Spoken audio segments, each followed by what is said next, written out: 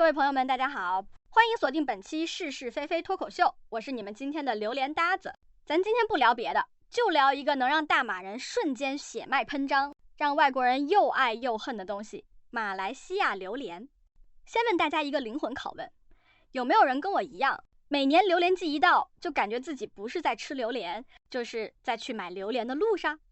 在大马，榴莲季根本不是季节，是全民狂欢节。你走在街上，空气里飘的不是汽车尾气，是猫山王的醇香混着黑刺的浓甜，连打个喷嚏都带着榴莲味。本地人习以为常，外地人一脸蒙圈。你们这儿是不是把榴莲当空气清新剂用？前阵子我带个外国朋友去劳务，刚下高速他就捂鼻子，这味儿也太上头了。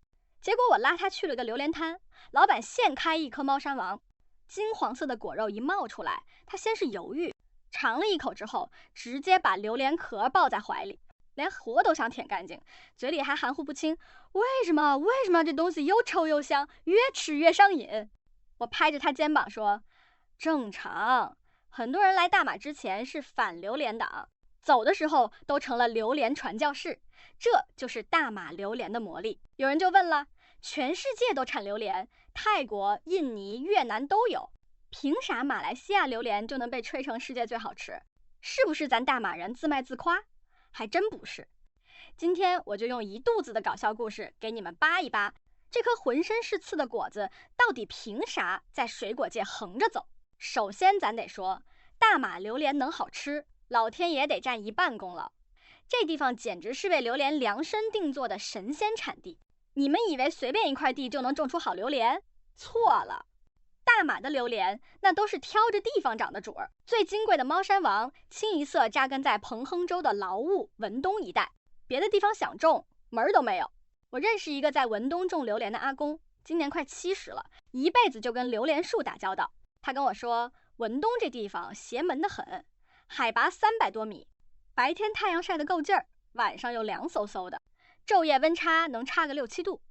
别小看这温差，那都是榴莲的糖分加速器，果肉里的甜分和香味物质就靠着这冷热交替一点点攒着，攒够了才肯成熟。阿公还跟我炫耀，你去低地看那些榴莲树，果子长得大，但吃着跟啃生番薯似的，没味儿。咱文东的猫山王可溶性固形物能到30多，咬一口那甜香能从舌尖窜到天灵盖。更绝的是土壤，劳务那片的土是花岗岩风化来的沙质土，排水好得很，还富含铁、锰这些矿物质。榴莲树的根能扎得老深，把养分都吸足了。阿公说，以前有个泰国果农来考察，想把文东的土运回去种榴莲，结果运了几卡车回去，种出来的果子还是差口气。最后那泰国大哥叹口气，算了，这土跟榴莲是原配，换了地方就不行。你们说这老天爷偏心不偏心？给了高温高湿的热带雨林气候，年均降雨量2000多毫米，不用费劲浇水，给了肥沃的土壤，不用猛施化肥，还给了恰到好处的温差，让榴莲自己攒够风味。就跟养孩子似的，天生底子好，后天稍微管管就能长得出类拔萃。反观有些地方，要么土壤太黏，榴莲树烂根，要么温差不够，果肉寡淡，要么雨水不均，果子长畸形。这么一对比，大马榴莲赢在起跑线，那不是理所当然吗？但光有老天爷帮忙还不够，大马人对榴莲的较真才是把它推上神坛的关键。别的不说，就说采摘方式，就能把其他国家的榴莲比下去。你们知道吗？马来西亚榴莲讲究的是树熟落果，就是果子在树上长到完全成熟，自己掉下来才算数，人工根本不能摘。我之前跟阿公去他的果园，大清早5点就爬起来，跟着果农们捡榴莲。果园里铺着厚厚的草席，就是为了防止榴莲掉下来摔烂。果农们手里拿着长棍子，不是打果子，是轻轻敲树枝，看看有没有熟透要掉的。阿公跟我说，这榴莲跟人一样，得等他自己想通了才肯落，没熟就摘，那就是毁了它。你们见过最离谱的等榴莲操作是什么？我邻居阿叔为了等一棵老树上的猫山王，连续1个星期住在果园的小茅屋里，晚上就睡在草席上，就怕果子掉下来被松鼠或者野猪先啃了。有一天凌晨，他听见咚的一声，立马从床上弹起来，连鞋都没穿就跑过去，抱着榴莲跟抱孙子似的。激动地给果子擦了3遍土。后来我问他，阿叔，至于吗？他说，你不懂，老树猫山王1年就结那么几颗，错过1颗等1年。反观泰国榴莲，为了方便运输，7、8分熟就摘下来，运到目的地再催熟。不是说泰国榴莲不好吃，但那种催熟的果子风味就差了点意思，就跟咱们吃的催熟芒果似的，看着黄了，吃着没芒果味儿。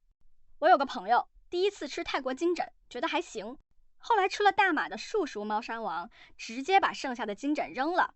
这玩意儿也能叫榴莲？跟大马榴莲比，就是低配版。而且大马人对榴莲的较真还体现在品种筛选上。你们知道大马有多少种榴莲吗？200多种，名字五花八门，有的按果肉颜色叫红虾，有的按形状叫葫芦，还有的按名人叫林凤娇。听说真是林凤娇爱吃，所以得名。但不是所有品种都能火，能被端上台面的都是经过几十年甚至上百年筛选出来的优等生。猫山王为什么能成榴莲之王？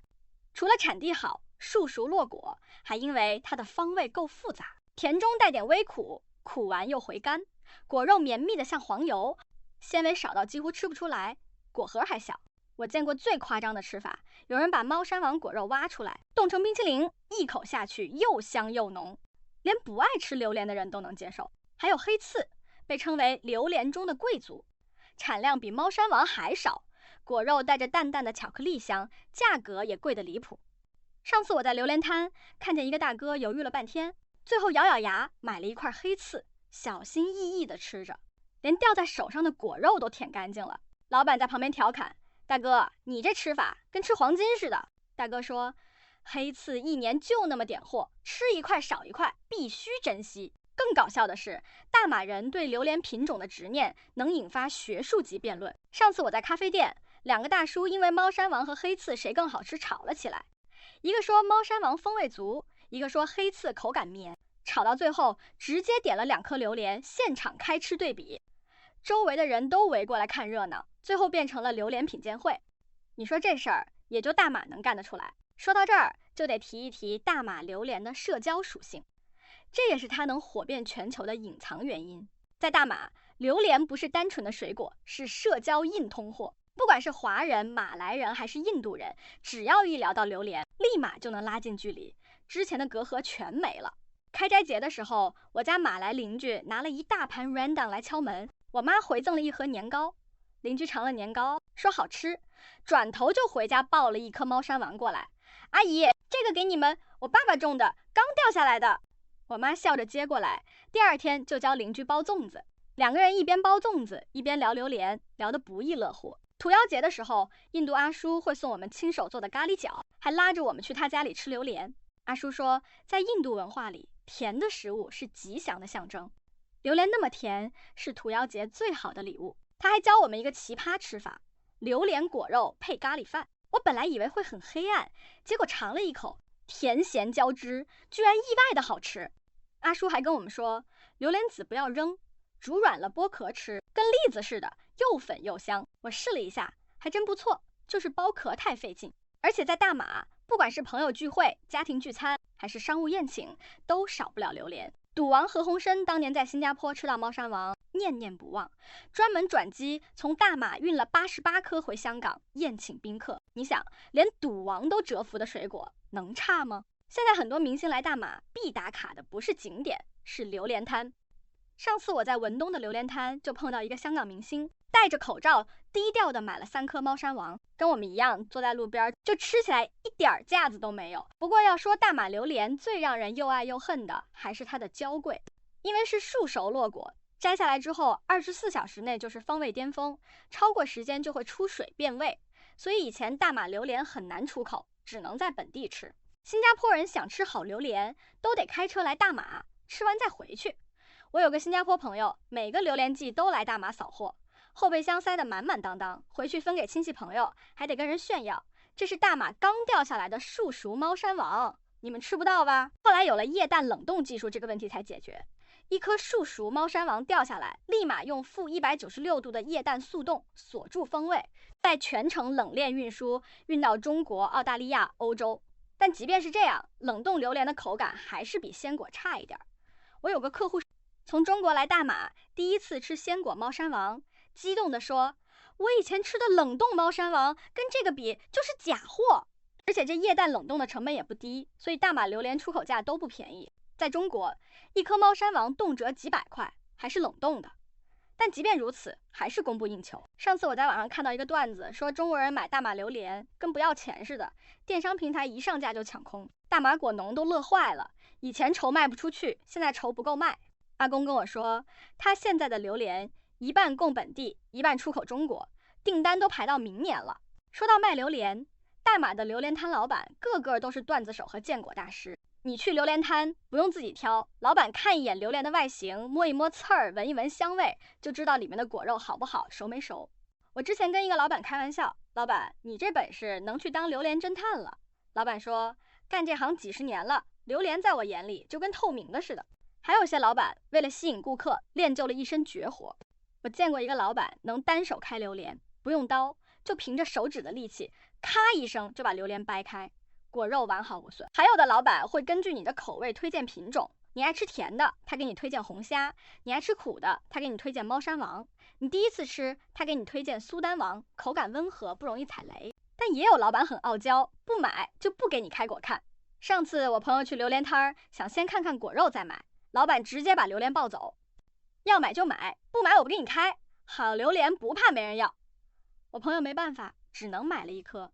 结果开出来的果肉又饱满又香甜，老板得意地说，我都说了，我的榴莲不用看。还有一个搞笑的事儿，上次我在榴莲摊碰到一个顾客想用假钞买榴莲，结果被老板一眼识破。顾客还想狡辩，说自己分不清真假，让老板帮忙看看。结果老板拿着钱一边笑一边说，你这钱比我家榴莲壳还假，想骗我？我卖榴莲几十年，什么假钞没见过。最后顾客灰溜溜的走了，老板还跟我们吐槽，想骗大马榴莲摊老板简直是自不量力。大马人对榴莲的爱已经刻进骨子里了。有句俗语说得好，榴莲落，沙龙脱，意思是为了吃榴莲，连身上的沙龙都能当掉，可见榴莲在大马人心里的地位。我见过为了吃榴莲放弃出国旅游的，见过为了吃榴莲跟老婆撒娇的，还见过为了吃榴莲在高速上堵车5个小时，依然淡定的在车里吃榴莲的。上次榴莲季，我跟朋友开车去劳务买榴莲，结果在南北大道堵了4个小时，前面后面的车都摇下车窗，空气中全是榴莲味。有个马来小哥直接从后备箱拿出一颗榴莲分给旁边车的人吃。我们就这样在堵车队伍里一边吃榴莲一边聊天，堵了4个小时，居然一点都不烦躁。最后临走的时候，小哥还跟我们交换了联系方式，下次榴莲季一起再来。而且大马人吃榴莲还有很多奇葩的冷知识，比如吃完榴莲用榴莲壳上的白色纤维洗手，能去掉手上的榴莲味儿；比如车里有榴莲味，把榴莲蒂塞在空调出风口，开半小时就没味儿了；比如吃榴莲容易上火，要搭配山竹或者用榴莲壳煮水喝，降火效果特别好。我妈每次让我吃榴莲都要煮一碗榴莲壳水，逼着我喝，说不然会上火长痘。现在很多人都在说大马榴莲越来越贵了，尤其是猫山王1年一个价。但即便如此，还是挡不住大家对它的热爱，因为大家都知道这颗榴莲承载的不仅是美味，还有大马的风土人情，还有各族人民的烟火气。其实大马榴莲能成为世界最好吃的榴莲，没有什么复杂的秘诀，无非是老天爷的偏爱，给了得天独厚的生长环境，是大马果农的坚守，一代代传承着树熟落果、精挑细选的手艺，是大马人的热爱，把这颗水果变成了文化符号，融入了生活的方方面面。有人说，吃大马榴莲吃的不仅是果肉，还有一种仪式感。从等待树熟落果，到老板现开现吃，再到和朋友家人分享，每一个环节都充满了快乐。这种快乐是催熟的榴莲给不了的，是其他地方的榴莲替代不了的。最后，我想跟所有没吃过大马树熟榴莲的朋友说一句，这辈子一定要来大马吃一次现开的猫山王。